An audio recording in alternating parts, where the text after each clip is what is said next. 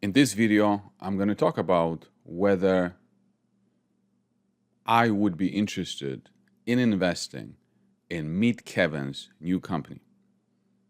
If you are wondering why I'm wearing a tie, well, that's because I was sent by Meet Kevin a pitch.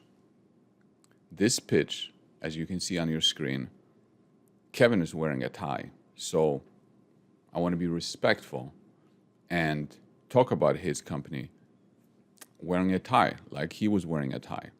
And as you can see, this video that he sent, Kevin's full seed company reveal course member live stream launch. So I was actually emailed this. So I was very honored by to be received a pitch by the Majesty Meet Kevin. So I honestly want to give an honest review whether I would find his company interesting, right? So what is he starting? He's starting a company because he said in his previous videos that he wants to build $1 billion company. So he is starting a real estate company where he's raising a bunch of money. I don't know how much he's going to raise, but different levels. He could be 30 million, 100 million, 200 million. And he's putting about 10% of whatever he raises into his company. And so what this company is going to do is invest in real estate.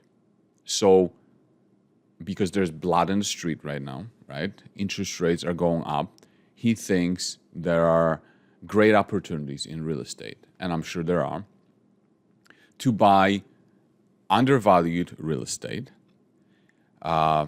single-family homes, maybe duplexes, whatever. Not necessarily apartments, but real estate where it's undervalued, could be renovated, added value, right, and rented out. So not sold, but rented out, and without using any mortgage at this point right now. Pure cash, rented out, and then sometime down the road, the cash flow from that real estate would be used to develop software or apps, right? But at first, it would be, hey, give me a bunch of your money. We're starting this company. It's a private company, and hopefully by 2028, we would go IPO, right? And it's not a syndication. It's not a REIT, because REIT has to distribute like 90% of its cash flow through dividends. This is not a REIT. You give him all the money. He finds great deals because he's an expert in real estate. So he finds great deals, rents them out for cash flow, right? Fantastic opportunity. And then sometime down the road, when there are less deals in the market, he would use that cash flow to build software or apps. And he would take no salary, but he would get stock compensation after the real estate portfolio gains in value. So kind of like a little bit like a hedge fund in a way that he would get paid like for a percentage of the gains, right? So would I find this business model interesting? Well, let's think about a few things that I like to talk about businesses, because I come from the, Warren Buffett school of investing, right? Where I analyze businesses. So let's talk about first, there's excellent businesses, there's average businesses, and then there's below average businesses, right? What makes a great business? What are some examples of a great business? Meet Kevin's courses. He sells courses on the internet, stock market course, real estate course. I think he has got a YouTube course. That's a great business. That's a fantastic business. Why is this a fantastic business? Because a fantastic business, according to Warren Buffett, is a business that has a brand name. A brand name allows a business to charge more than the competition, thus allowing the business to generate great returns on equity, great returns on assets, right? So like Coke is a great business, right? You go to the store and you pick up Coke versus, some other drink, right? A business with switching costs is a great business, right? So like a bank, you open a bank account, you don't switch your bank account that much, right?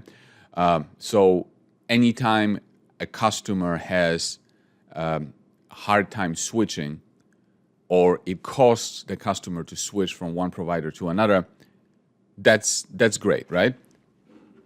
Cell phone providers. I've been with Verizon for probably 20 years, and I haven't switched a single time, right? Another great thing about a great business is the business is scalable, right? So you have a certain infrastructure, and you can sign up a lot of clients on it, right? So, for example, again,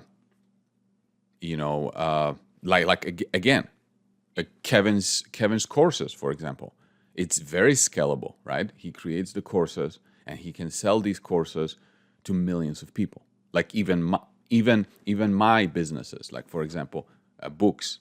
I have books. I have Microcap Explosions. They're very scalable. I can sell this book to millions of people, and I don't have to create new infrastructure. It just more books get printed, right? The same thing with courses. Courses are extremely scalable. That's great. Another characteristic of a great business is low capex, right? You see, growing revenues versus growing revenues are two different things. Growing revenues in a capital-intensive way versus in a low capital-intensive way, it's a completely different story. So again, going back to Meet Kevin's courses, how much does it cost him to sign up 100 more clients, to have 100 more people buy his courses? Zero. The courses are already created. Yes, he had to spend some capital, some resources to create those courses, but once they are set up, it doesn't cost you to grow those revenues. And an example of like a oil tanker company. How much does it cost you to grow revenues? Well, you have to buy another oil tanker, right? You have to buy another asset. If you have an airline company, how can you grow revenues? Well, you got to buy more airlines. You got to buy more planes, right? So that's a capital-intensive way of growing businesses. And then another characteristic of a great business is that it doesn't cost you a lot of capital to maintain a certain revenue level, right? So again, going to oil tankers, they're not great businesses, right? Because you have to not only buy the ship, oil tanker, to generate revenues. That ship depreciates, and you have to replace it. You have to fix it. That's capital intensive. And so when you look at long periods of times at stocks like Scorpio tankers, for example, over long periods of time since 2012, look, the stock price is down 67%. So those kinds of businesses, you can make money on them when you buy them at the right time. Like over the last 5 years, you would have made money when you bought it here at the bottom, and now it's over 200% return. This is when, COVID was, we're never going to use oil and all that. You can buy those businesses. If you look at an American Airlines, right, over a long period of time since 2024, the stock is down.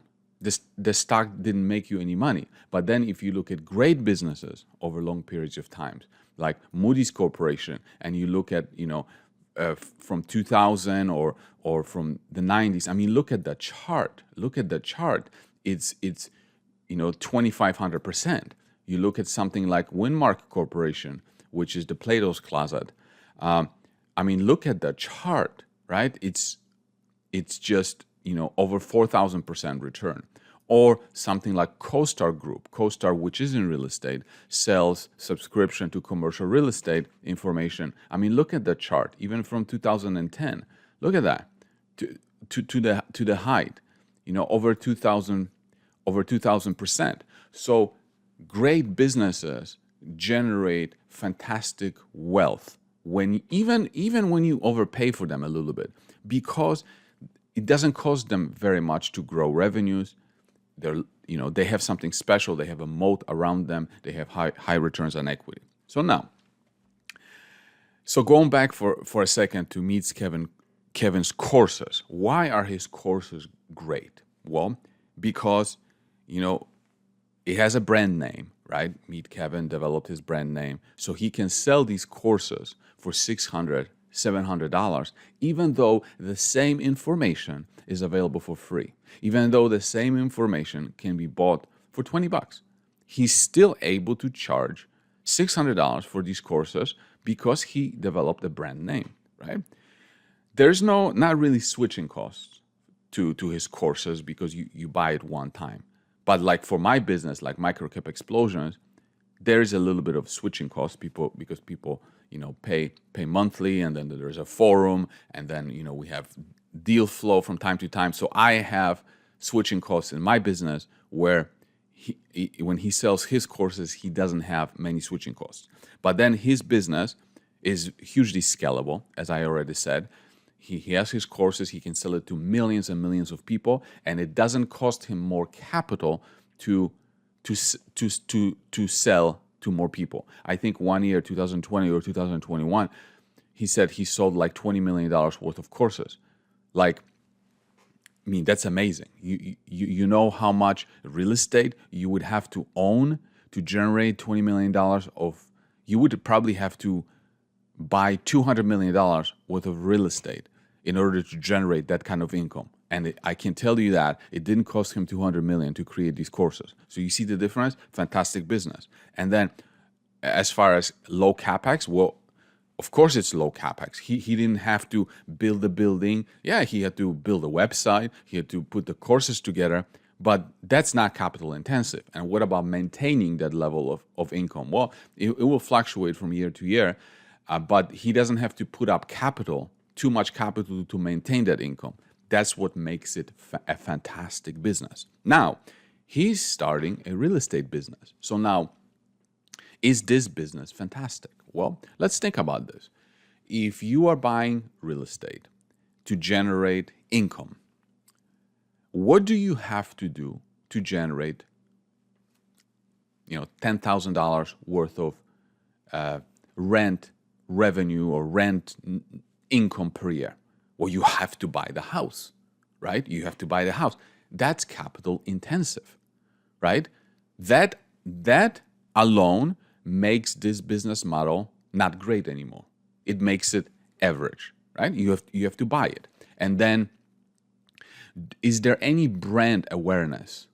Well, not really. One house from another doesn't really have any brand awareness. One house might be located at a nice corner, but when we're talking at scale, wanting to buy 100 homes, 150, 200, 250 homes don't really have brand names, right? So he cannot charge higher price than the competitors. He has to be in line with the market. That makes it average, right? But then, do you have to do anything to maintain that income? Well, you have to maintain the home, and that's capital intensive, right? You have to fix the roof, you have to fix the toilet, you have to repave the driveway. I mean, there's expenses, there's ongoing expenses. It takes effort to manage real estate. That's why a lot of people, when they are managing their own properties, it's a headache, right? Because the tenant calls, you have to do this, you have to do this. It's labor intensive, it's time intensive, and it's capital intensive. And some of it is repairs and maintenance.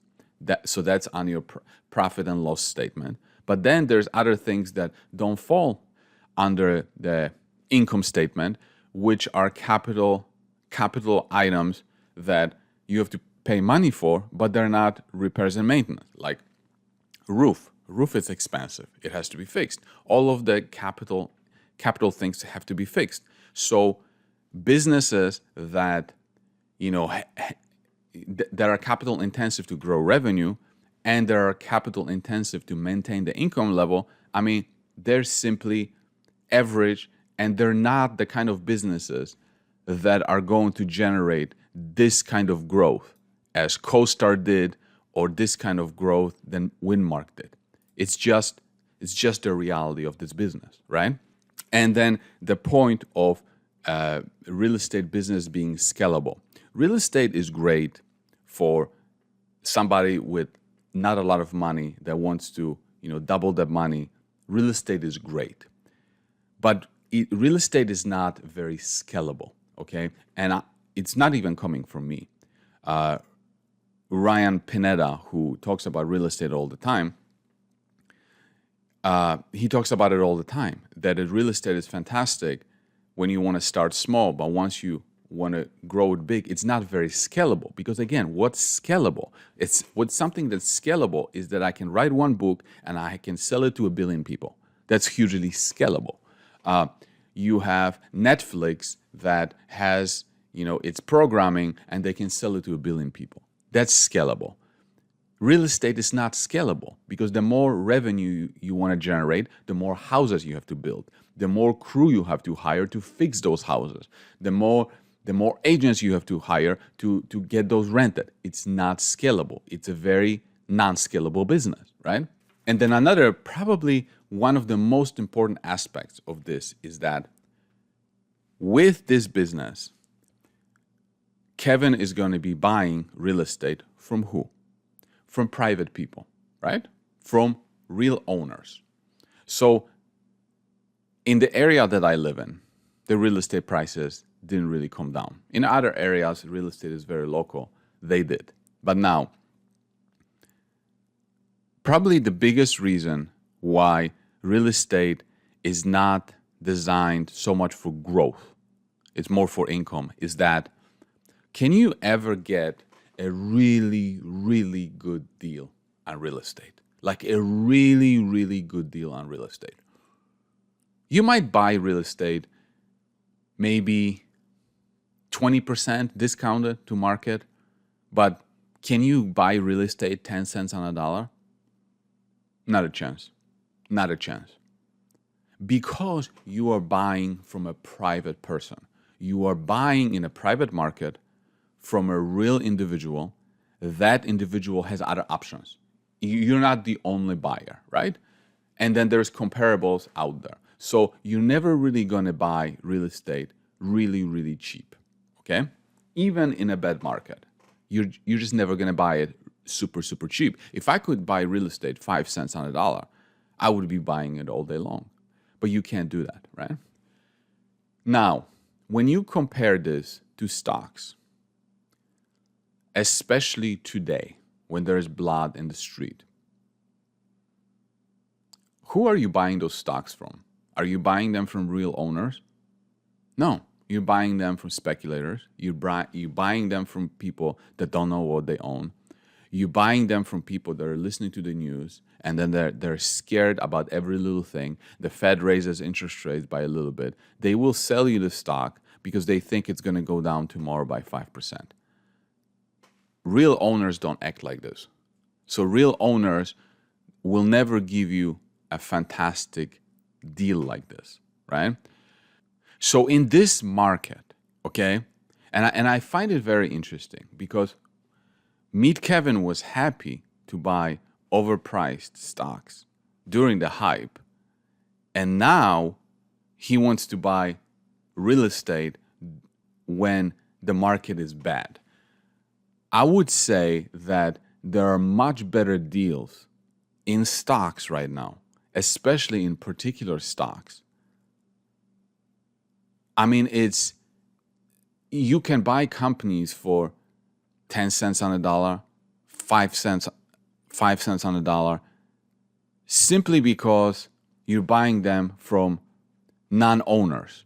And you can buy, fantastic companies. I mean, look, let's say Kevin raises, $100 million for his venture, right? What is $100 million going to buy him in terms of, revenue or like net income? I don't know, maybe $10 million worth of cash flow per year. So you have to spend $100 million because he's not using leverage, right? So then let's say you spend $100 million and you buy yourself $10 million of income. What are you going to do then, right? You can take that you can take that 10 million now and buy more properties, right? But that's very slow. That's not a very fast growing company in terms of revenues, right? Because let's say you take that 10 million and you buy yourself another a million. I'm using 10%, a million of net income. So now you went from 10 million to 11 million, 10% growth rate. How exciting is it, a company that grows that fast, right? Now, so how can you grow? How can you grow this company even faster? Well, you could recycle some of these properties, right? So let's say you bought it undervalued, you fixed it up, and you sell it, but he doesn't want to sell it. He wants to hold them. He actually says that it's a competitive advantage over other companies that buy, fix, and resell, because it's a competitive advantage because he's going to hold them and he doesn't have to pay a brokerage fees. So he can actually pay more for these properties because there's no selling costs, right? So he wants to hold them. So after he deploys all this money, the company's not going to grow very fast, right? What else can he do? Well, he can put on debt, right? He can refinance those properties.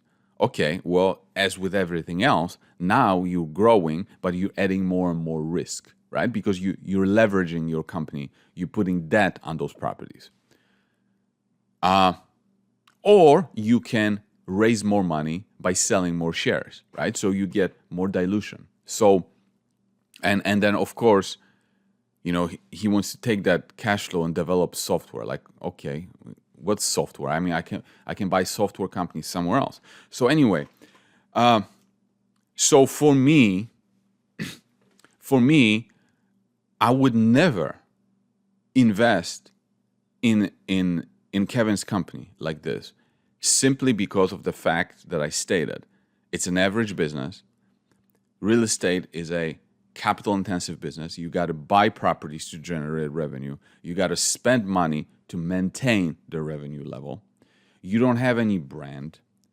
The growth is very slow, and you are buying properties from private people, which you will never get a huge deals. And now in this market, I can buy fantastic businesses that are growing extremely fast.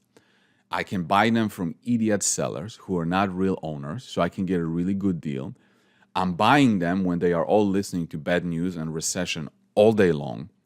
I mean, it's a no-brainer for me. It's a no-brainer for me as an investor. But from Kevin's point of view, it's not a bad deal for him, because think about this.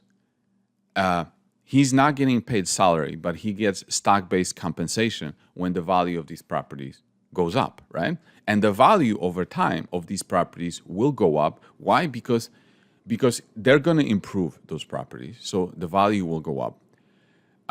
The Fed is going to continue creating inflation, so the value of these properties will go up in nominal terms. And he's going to get paid. And even though this business is capital intensive, the capital comes from you. The capital comes from investors. He doesn't have to come up with more capital himself. He can take your capital, invest in real estate, which 100% will go up in value over time, especially 8 years, and he's going to chip a percentage of him. So even though this as a company is not as good as a business, meet Kevin courses, it's not as good as a company, but from where he's sitting, it's a great business because, yes, it's capital intensive. The capital comes from you, not from him. I mean, whatever 10% he's investing. But overall, the capital, it's a great business for him because it's capital intensive for you, but not capital intensive for him. So for me, I would never invest in a deal like this because the opportunities that I have in front of me are much better than something like this.